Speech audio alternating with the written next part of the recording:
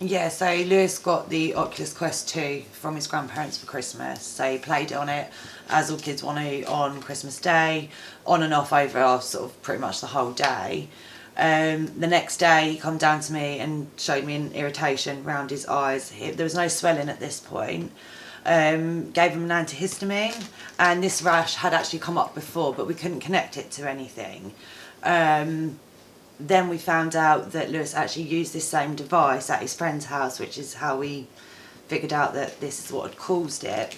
By that evening, the swelling had begun. The antihistamine hadn't appeared to anything, so the next day his dad took him to A&E. Yeah, well, when he woke up the next day, the day after Boxing Day, his face was completely swollen, his eyes were pretty much swollen shut, and it was a big concern, so we decided to take him to the A&E. Then we waited for another hour or hour and a half, something like that. Went to see a doctor, and the swelling started to go down slightly. So he prescribed that Lewis take this antihistamine every couple of hours, and then plus he's got to take 8 steroids at one time for 3 days after.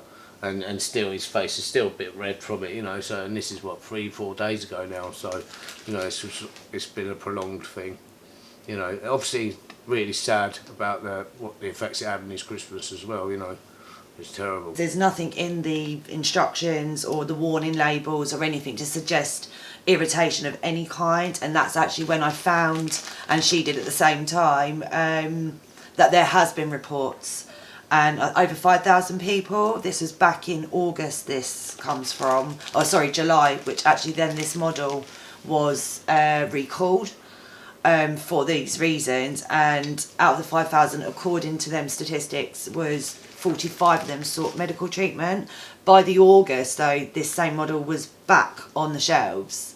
His grandparents bought him this device because we don't get a lot of money, and they're trying to spoil him, you know, and she was horrified when she realised that she'd bought him something that's harmed him. She'd like harmed her grandson by trying to treat him with something, you know. It's just not nice. There is nothing about skin irritation or swelling or any side effects or reactions. There is nothing in the leaflets it comes with or online. No. When I've looked on the Oculus website itself, I went through everything to try and find it, and the only reason we found it was because we put skin irritation Oculus into Google, and that's how we found it. Was just a small cases came up. Yeah, it was just like a small article saying it had been recalled, as I said earlier. We've had no real response, have we, from anyone with any kind of regard to the health and safety issue or the discomfort and the harm that it's caused, you know. So